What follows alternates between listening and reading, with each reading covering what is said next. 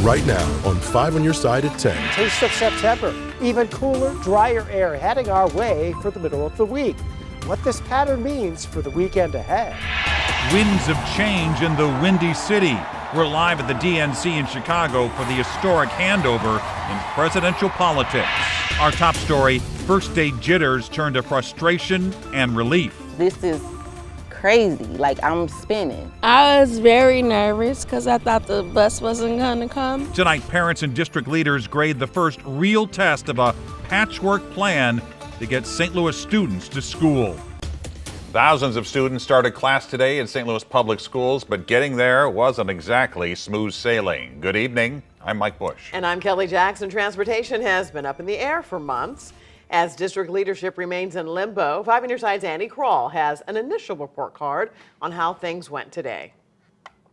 We heard mixed reviews from parents saying that they're just breathing a sigh of relief now that their children have gotten to and from school safely. Others said they had issues even reaching an SLPS representative on the helpline when a bus was delayed or didn't even show up. Issues the district says on Monday night they are addressing and have some changes coming in the next few days. Sammy Harris's 7-year-old Savian is trading a yellow school bus for a black SUV to get to Hamilton Elementary School. Some days the bus don't come to an hour later. He's one of 6,200 kids being picked up by a private van service every day in the same car by the same SLPS vendor driver. I don't too much like it because having a kid in the car with somebody that's underage, no, I don't like that. 6-year-old Kim Yada also goes to Hamilton, telling us she's already learned a lot. I learned how to be nice to people. Transportation has been an issue for months, and after day one, the SLPS district acting superintendent, Dr. Millicent Borashade, is optimistic. One of the things that I keep saying to the team is that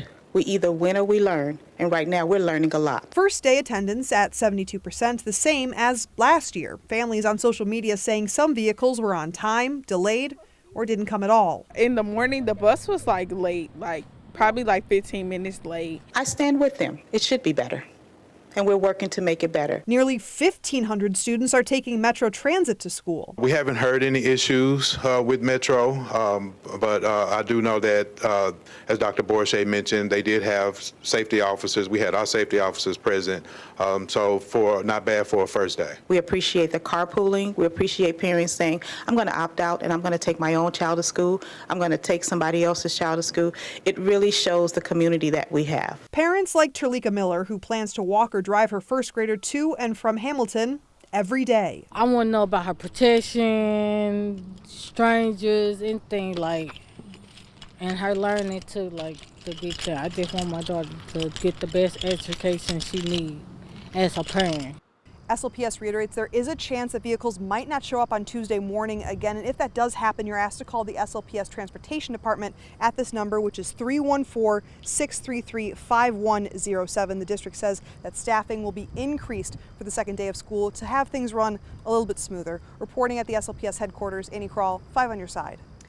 Let's talk about our weather impact forecast, a fall-like feel for the start to the fall semester. In fact, some kids, hard to believe in August, may need a jacket at the bus stop tomorrow morning. Chief Meteorologist Scott Connell is here to tell us how cool is it going to get. One thing we can guarantee, there won't be early dismissals because of heat this week. St. Charles, that was a picture. Skies, a few clouds here and there, but already in many spots down into the 60s tonight.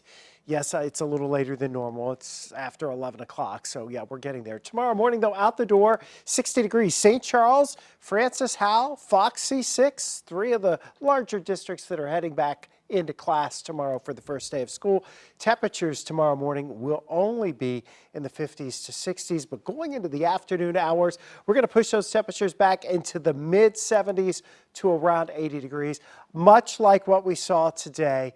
And what we saw on Sunday, we're going to see a few clouds during the afternoon hours, but generally bright skies. How long this weather lasts and the changes coming in time for the weekend, coming up in about 12 minutes, Kelly. All right, Scott.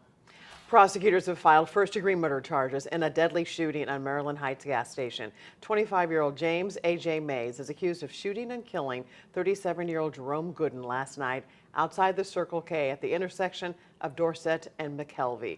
According to court documents, the two men began arguing inside when Mays grabbed a gun from behind the counter and followed Gooden out to the parking lot. Investigators say he admitted to the shooting.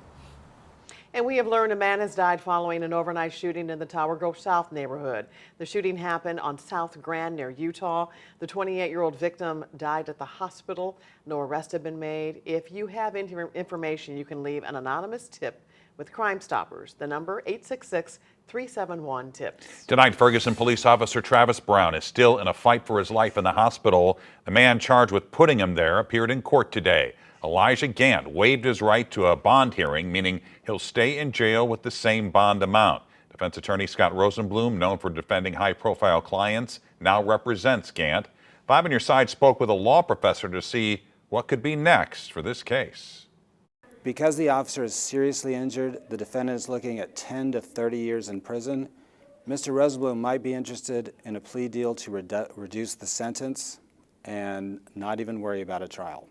Brown's family, St. Louis County Prosecutor Wesley Bell, Ferguson Police Chief Troy Doyle, and more officers were in court today. Gant has a preliminary hearing on September 11th. While Officer Brown recovers, a Metro East restaurant is pitching in to help his family.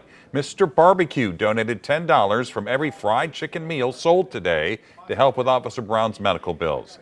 The owner is a retired sheriff's deputy who was also injured in the line of duty. The fundraiser was at both Mr. Barbecue locations in Columbia and Waterloo. A major update tonight to a plan to bring fresh food and produce to North St. Louis County. We first told you how a nonprofit was hoping to purchase a huge vacant property off Halls Ferry Road. Now the company has the keys, and new tonight, 5 on Your Side's Brent Solomon explains how leaders are now working to make the multi-million-dollar transformation a reality. Well, Mike and Kelly, people in North County, they're pretty familiar with a company called a Red Circle. They grow fruits and vegetables on site. People can come get free food on Fridays. Well, for years, organizers have wanted to do so much more. Tonight, that goal is in sight. All right. There's nothing like having the keys to your dream to help others. In this case, it's to bring a brand new grocery store to North County. Fresh produce, meat, fish, value-added products, plus your typical dry goods, your grains, your dairy. 2 years ago, we told you about the nonprofit group, a Red Circle, had plans to purchase this 45,000 square foot space. Now that it has, a multi-million-dollar renovation plan is now in the works. Just outside of that building. So eventually, when these fruit trees mature, people will be able to walk down the street and just grab an apple off the tree. There's a demonstration garden at the corner of Halls Ferry and Lewis and Clark Road. Collard greens and watermelon and sunflowers. It's a new addition to the group's farmland a few minutes away here in Pine Lawn. Pumpkins are right behind you. They'll be coming in. Next to the farm, they just finished renovations on a farmhouse. The farmers will be able to come here and check out equipment. We have tractors and tillers, and we'll have someone here doing cooking demonstrations from the food at the farm, teaching canning classes. All of this is a labor of love. Federal funding, grants, and private donations helping bring fresh food to an area where it can be scarce. Be able to renovate and bring life into this space with good food and jobs and entrepreneurship is amazing. What's more amazing is the will to thrive, even when it seems there's no way. Growing food in a disinvested area is an act of liberation. Organizers are hoping to roll out a soft launch of that grocery store next year. They're also working to open a kitchen on site for cooks to have a shared working space. The building would also allow new businesses to open up shop. Thanks, Brent. A new lease on life tonight for an historic building near Lafayette Square, 2 years after it was heavily damaged by fire. The 19th century structure on Choteau used to house 3 restaurants, including Vin Dissette and its popular rooftop deck. The new owners are planning a $2 million renovation. It will include a new restaurant, event space, along with office space and 17 loft apartments. Construction began on what will be the biggest Target in the St. Louis area. The new store will be in University City near the Costco at 170 and Olive. City officials have been working on getting the project started for 6 years. University City's mayor says it's part of a larger project to bring more businesses to the area.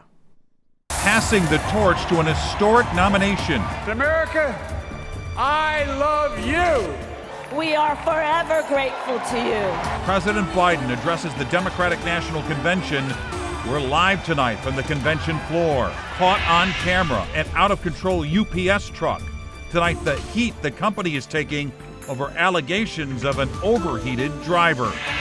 No big heat here this week, but we can't hold that heat back for too long this time of year.